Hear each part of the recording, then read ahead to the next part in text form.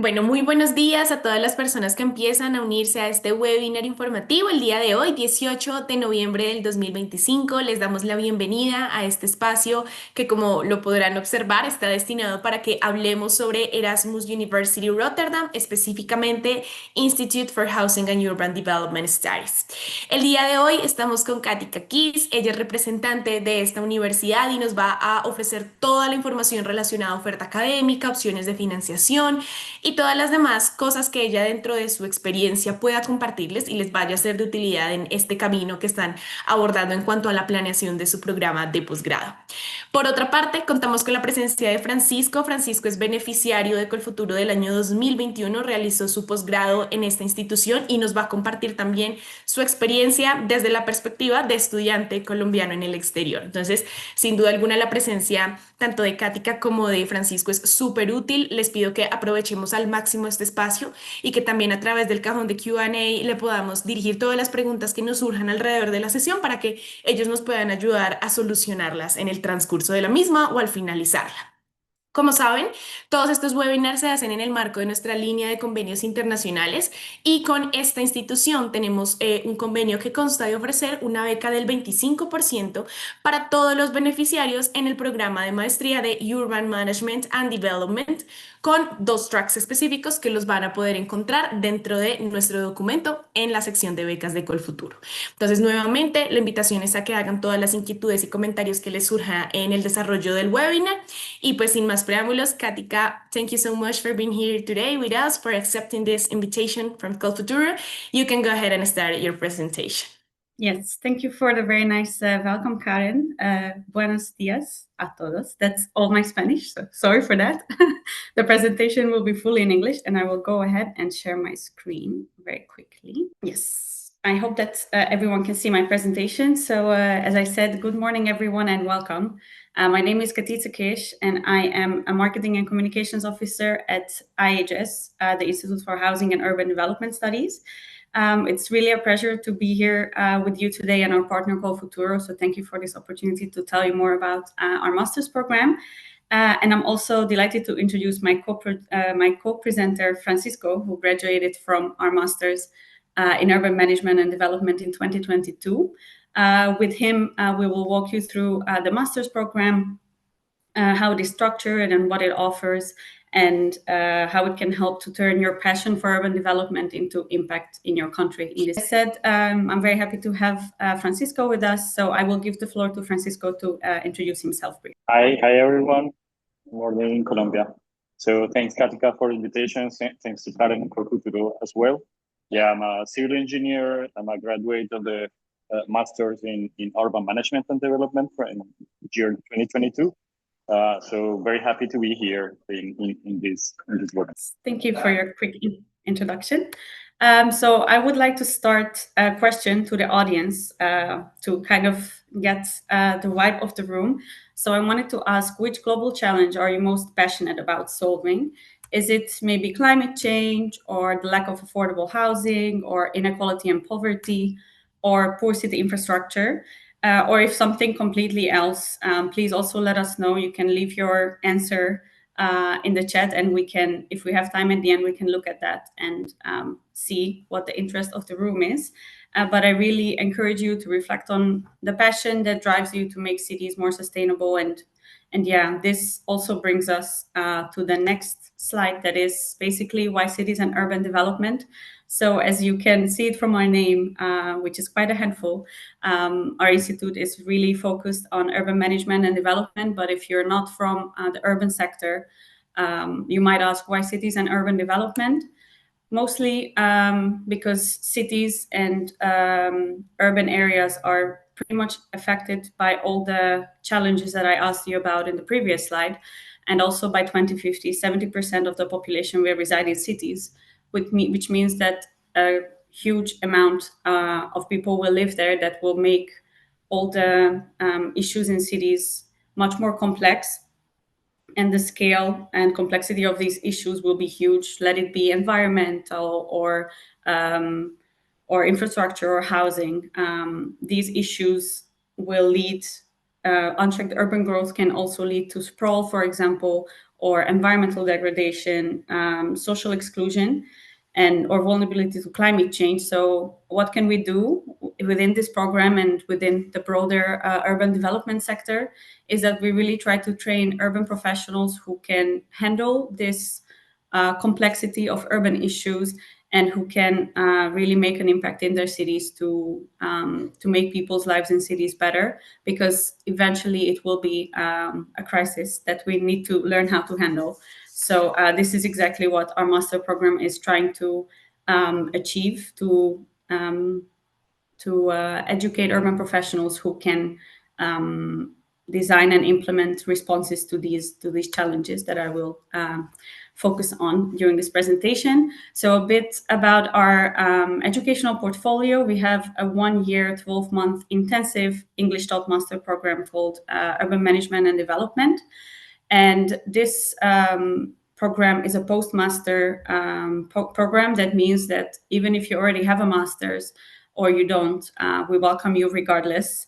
It was mainly established for professionals who already work in the field and they want to get back to the field quickly.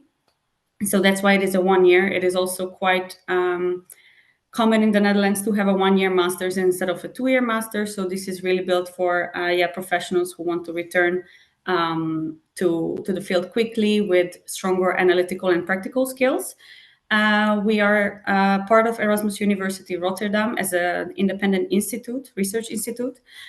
So we're part of the top 6% of universities, with currently 107th place in the higher education ranking, the THE, if you heard about that.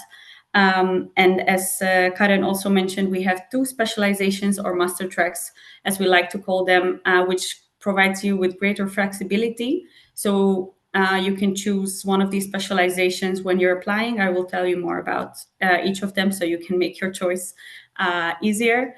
And that also provides you further flexibility, because within these specializations, you can also choose your electives according to what you want to do in your career or what challenge that you want to focus on. So this flexibility is a really good opportunity for you to really focus on a tailored study program. And another great aspect of the course is the international environment. So in a few slides, Francisco will tell you about his experience. But in general, we have around 35 plus nationalities in one cohort, which you will see is a quite international group, which really also contributes to not just learning from the professors, but you will also learn from each other, because there's a lot of different perspectives, different approaches to the same problems that you might face in your country. So it really opens up your view to other opportunities and other approaches to the same problem. We're also focusing on impactful education. So we will move from just giving you knowledge to really helping you how to apply it in practice. And we want to make you help you make an impact in your community after you graduate, by really giving you tangible skills that you can use. And you will also have very useful job market skills, such as negotiation or data analysis or policy development and applied research through your master program that is very valuable for employers in public, private, or even international organizations. So that's a bit about the masters. If you scan the QR code on the top right, the bottom right, that will take you to our admission and application procedures if you want to learn more about that. Or you can also ask questions about that directly to me. I hope I will be able to help you. And a bit about our institute. As I said, we are an independent institute within Erasmus University Rotterdam. And what's special about IHS is that we have 3 interconnected pillars that you can see on the left: education, research, advisory, and training. So other than providing this 1-year master to students, we also conduct research services and advisory and training services, which also serve 3 pillars of our institute, because they're all interrelated to each other. So as a student, you will really get case studies from the projects that we work on with international governments through our advisory and training services. So what you will learn about during the program is really based on practice and not just theoretical knowledge. There's, of course, a theory to get everyone on the same page, but everything that you will see in the program is really rooted in our practice. And we also conduct commissioned or project-based research to generate knowledge on urban topics, and that will also feed back to your experience in the master's program. So now I'll give the floor to Francisco to tell you a bit about the international atmosphere at IHS and specifically in the master's. This is just a map of our current batch. So as you can see, we have 35 nationalities and 62 students. So it is a small program, but very, very international, that, yeah, Francisco can tell you a bit more about. Yeah, thanks, Katka. So yeah, you said it before. It's a huge characteristic of this master that is essentially international. So when I was a student, I had one Dutch classmate, and that was all. Everyone else was from all over the world. So this is not just a number. It means that you're in a classroom with people from everywhere, and it creates a really interesting exchange of ideas. So you can be in class and talking about your experience in Colombia, but in the same conversation, you can hear from people from Ghana, from Indonesia, from Italy, from Mexico, and Chile. And yeah, that creates a really great environment, very suited for knowing about other cultures, but also from knowing about other professional and urban contexts, if you know what I mean. Almost everyone is from developing countries, so IHS, I think, has a very good understanding of urban problems, especially in the developing countries like Colombia. So this is a good asset that I think the master has. And also, you mentioned it, IHS is a small, very focused institute. So when you're in the master with these other students from everywhere in the world, you become like a very strong community. It's not like an anonymous university where you're just like a number or a student, one more student or something like that. So you get to know almost everyone. So this exchange of ideas that I mentioned before is really promoted or fostered, if you want to say it like that way. And this makes a very comfortable and safe place for making questions, for giving your opinion, to sharing your experiences, also for suggesting new ideas.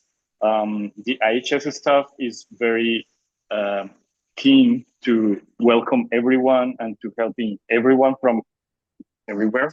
So they're very used to host international students. They know how to deal with international, like with the issues that usually the people from everywhere have.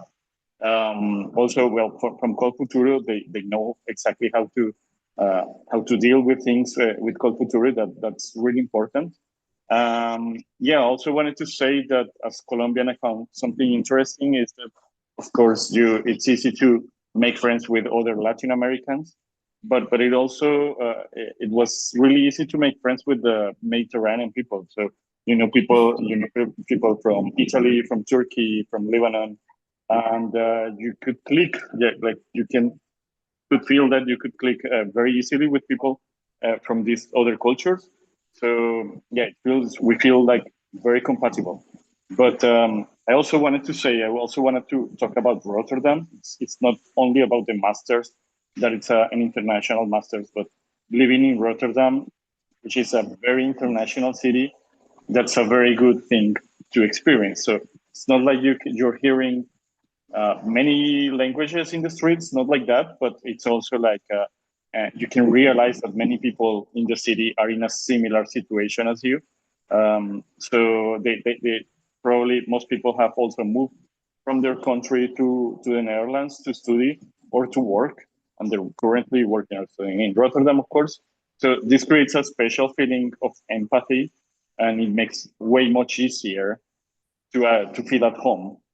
So that's a kind of difficult thing when you're abroad.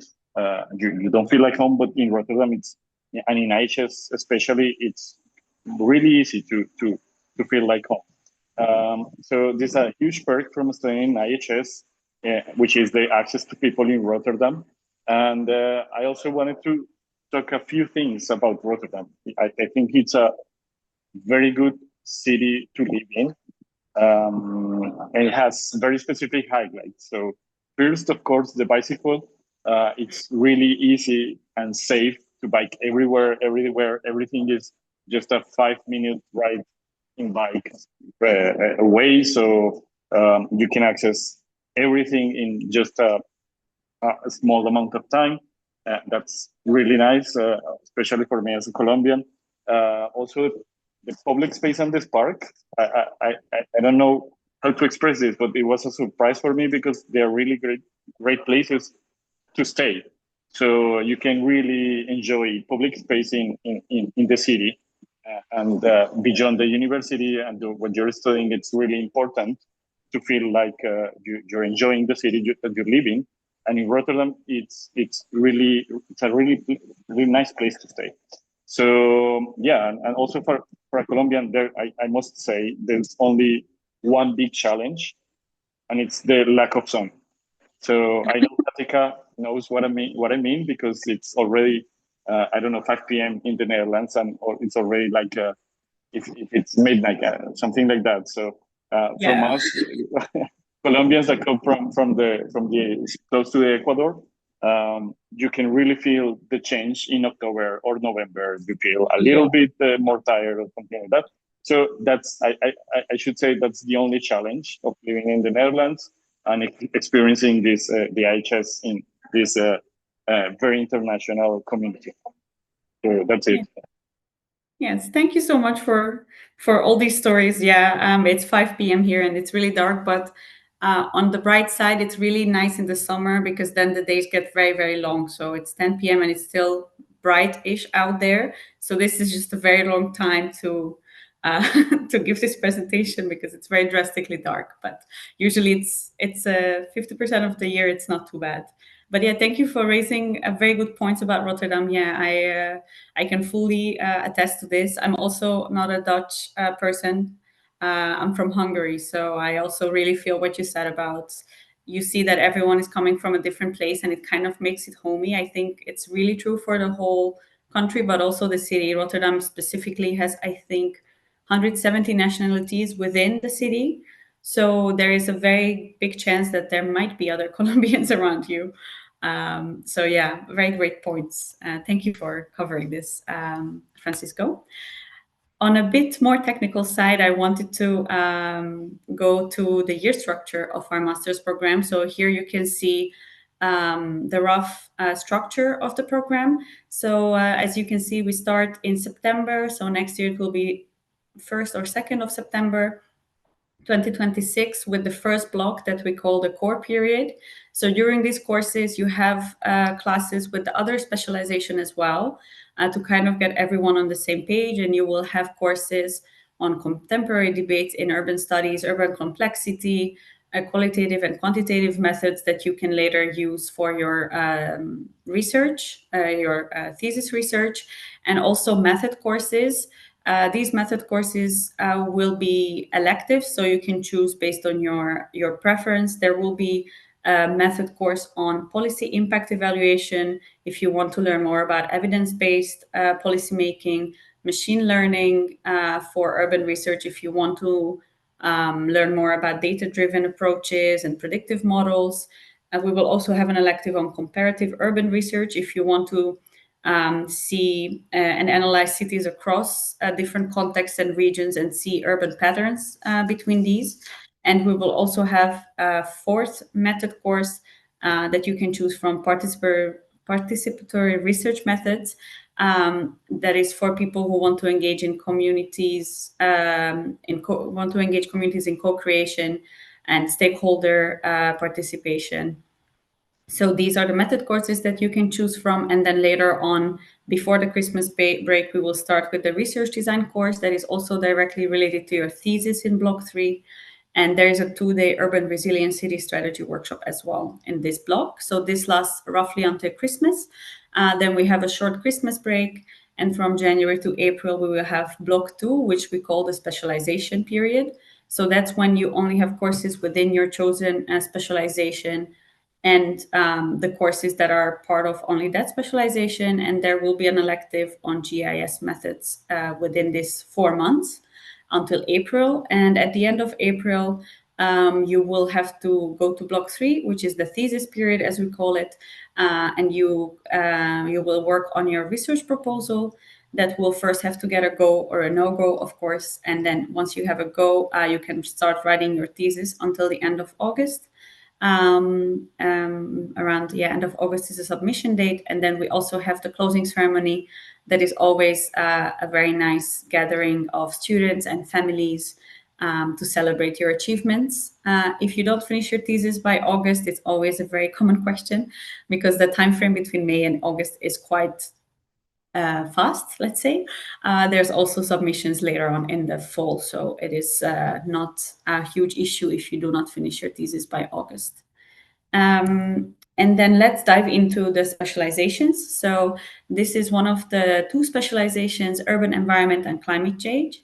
So this program really looks at how cities can transition towards more sustainable and climate resilient futures from the environmental dimension. So you will look at climate mitigation and adaptation, for example. You will look at nature-based solutions, environmental governance, and you will also learn to evaluate climate change in a broader perspective, because I haven't mentioned this, but students for this program come from very different backgrounds. So this is also a very great way to really look at climate change from all the different angles that our students come from. You will also visit climate change resilience projects within the Netherlands. As Francisco also said in the previous slides, the Netherlands and Rotterdam are very great places to see different initiatives, different urban initiatives in real life, because the country did not really look like this a few hundred years ago. So there's a lot of great water management examples, for example, how the country reacts to flood that you can really see within the country. And as part of the specialization, you will also use different analytical and practical approaches to learn about urban environments. In this slide, I included a few of the focal points or focus areas, as we call them, that you can choose from. So when you're already in the specialization period, you can focus on different topics such as water and urban society, nature-based solutions, circular economy, or climate change governance. So these are examples of the focus areas that you can dig deeper into as part of this specialization. And the other specialization is called urban socio-spatial transformations. This specialization really looks at how social, economic, and technological factors shape cities and citizens. By scanning the QR code on the bottom right, you can also already go to the website that has all the information on courses and so on. This is just a quick overview that I prepared for this presentation. And as part of this program, you will really look at key issues in cities such as inequality, housing and land policy, urban governance, economic transformation, and digitalization. So you will look at the causes and consequences of urban inequalities, or the impact of the digitalization and smart technologies on urban life, and examine policies and governments' approaches in housing, land, and urban development, and apply different frameworks to design inclusive and sustainable urban cities. A few examples for focal points here. You can look at digital cities and transformations. You can look at economics of technological transformation, urban inequality, and housing and land policy approaches. So within the 3 months of the specialization period, you can really dig deeper into these topics during the specialization period. And I want to talk a bit about our teaching methods and how we really link theory and practice. So you will learn different urban approaches through the blend of lectures, real-life case studies, discussions, simulations, and group work. There is a lot of group work involved, so it is also quite important for us that you are open to working with very international peers. This is one of the key components of our program.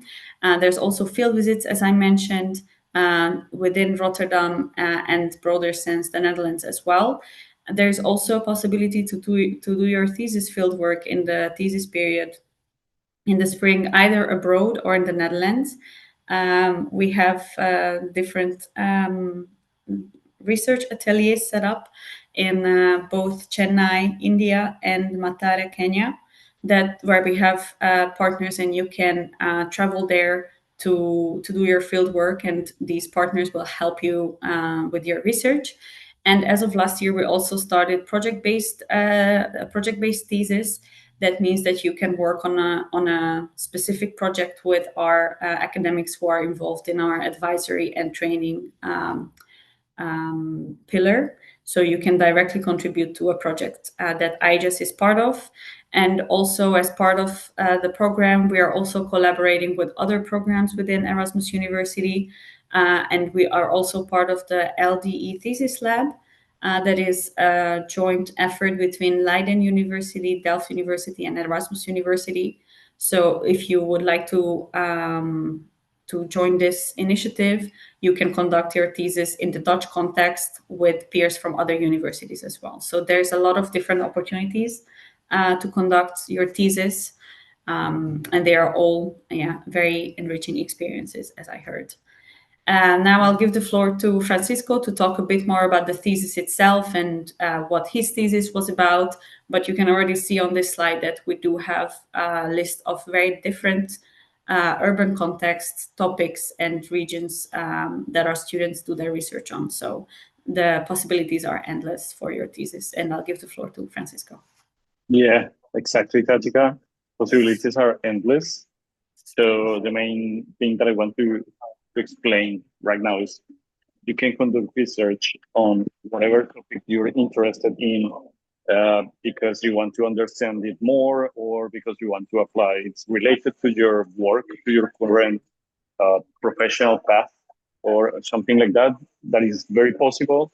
And in IHS, they are really focused on you can formulate a research question as wide as you want or as specific as you want. And as long as you are able to solve it through all the research methods that they offer during the blogs, the different blogs, that's really fine for you. So in my perception, there is a difference between doing a master in the Netherlands or in IHS specifically and doing a master's in Colombia. I feel like in Colombia, you need to conduct like a wider work.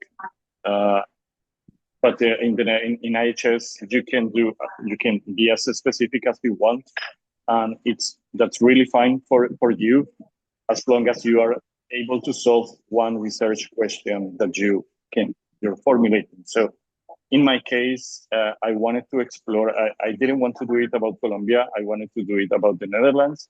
So I'm a civil engineer. I'm a urban designer, and I was able to understand that the Netherlands, the adaptation of cities to climate change is a huge area.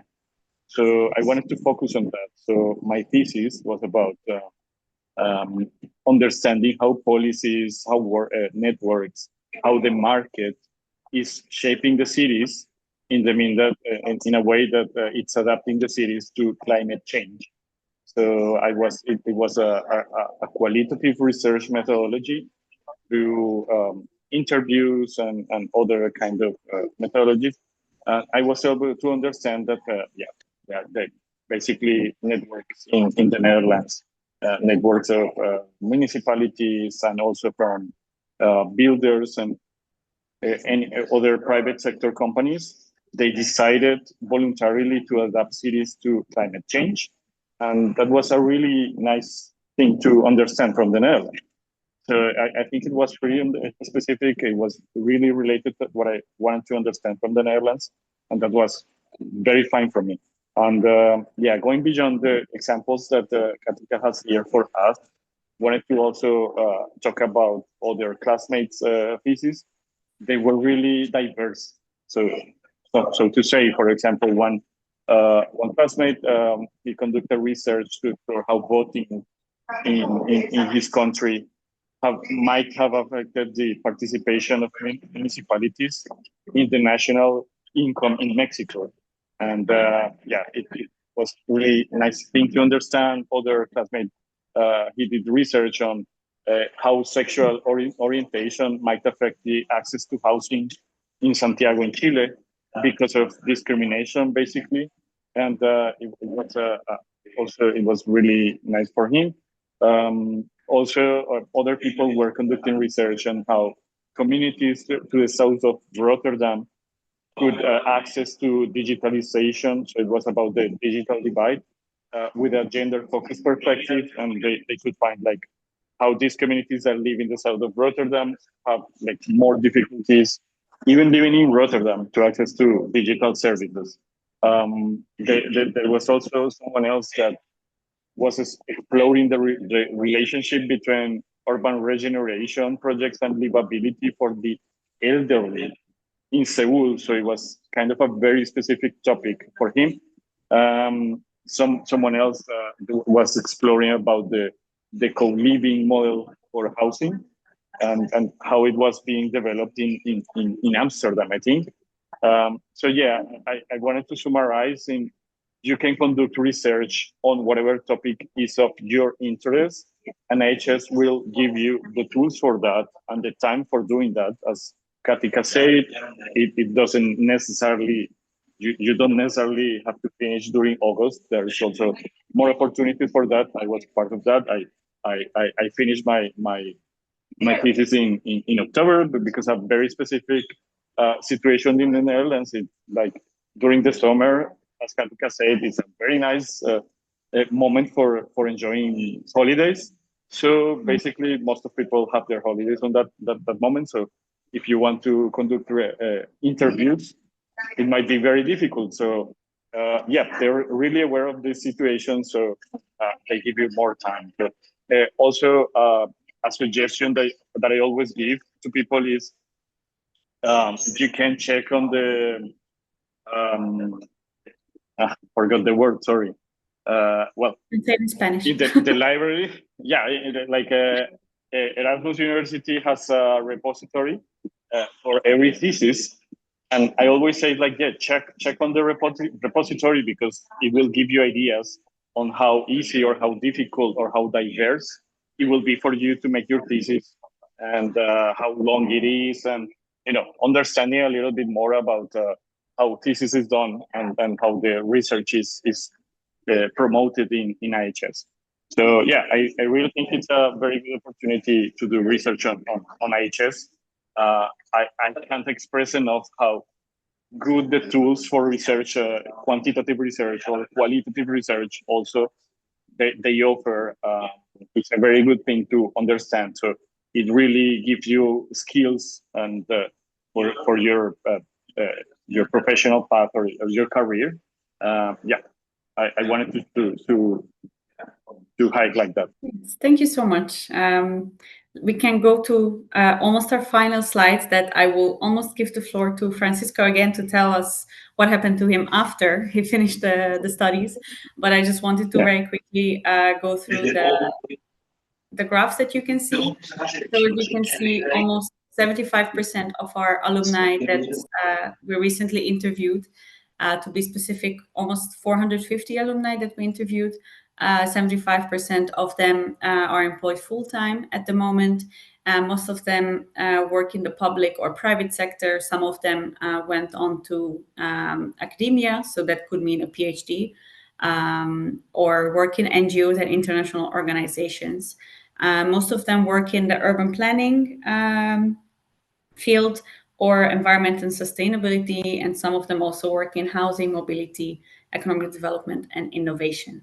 And with that, I will give the floor, to Francisco to tell us what happened to him after graduating from IHS. Yeah, thanks. Thanks, Katika. I will start by remembering something that you briefly said before about what you will learn in IHS. So you will understand perfectly how urban issues that are by definition almost, or by the nature, they are complex issues, and how to solve it, which are the strategies to solve all these urban issues in a context of sustainability and climate change also. But you also will learn about governance, about public funding, about how the public sector works in a very academic and broad way to understand it. So it's really easy for people to go from this master to the public sector to apply their knowledge, to use their knowledge in the public sector.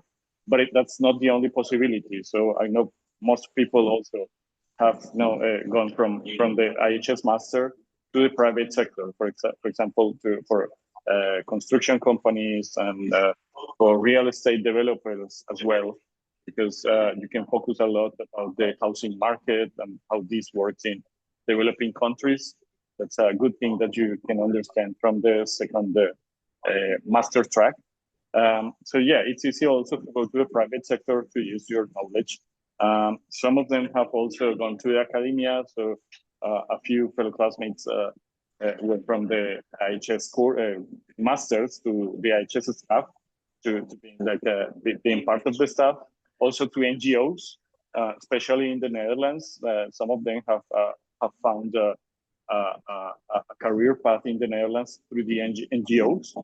It's not many of them, as you can see in the bar, but it's also a possibility. So yeah, I wanted to express that, considering that the master's is a very broad view of urban issues in the context of sustainability, and considering that people come from not only from all over all the countries, but also from a very broad career and backgrounds, you can use this master to pursue a career in many possibilities, like this slide shows you.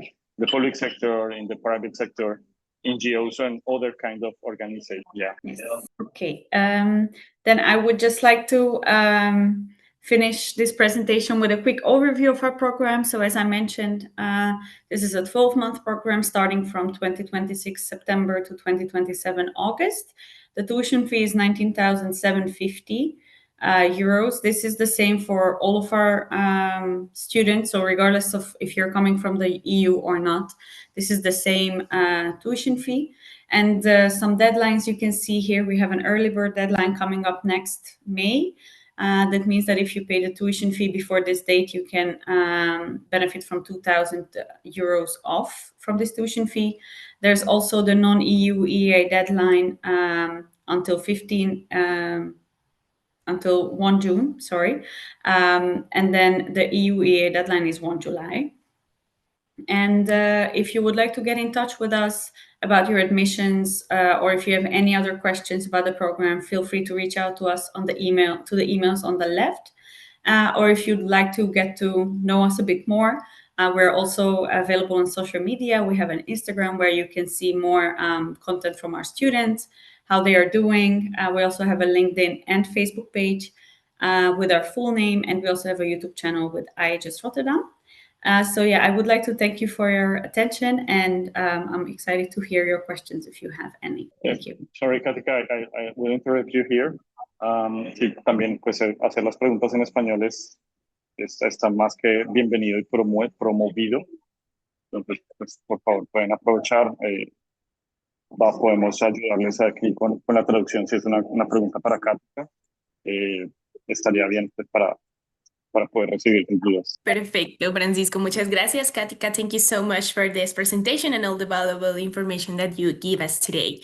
Katika, we have some questions about the requirements to be admitted in the programs here, and it's about the GPA. Do you require a specific GPA to be admitted? Yes. So we require good academic performance with at least second class lower B or equivalent.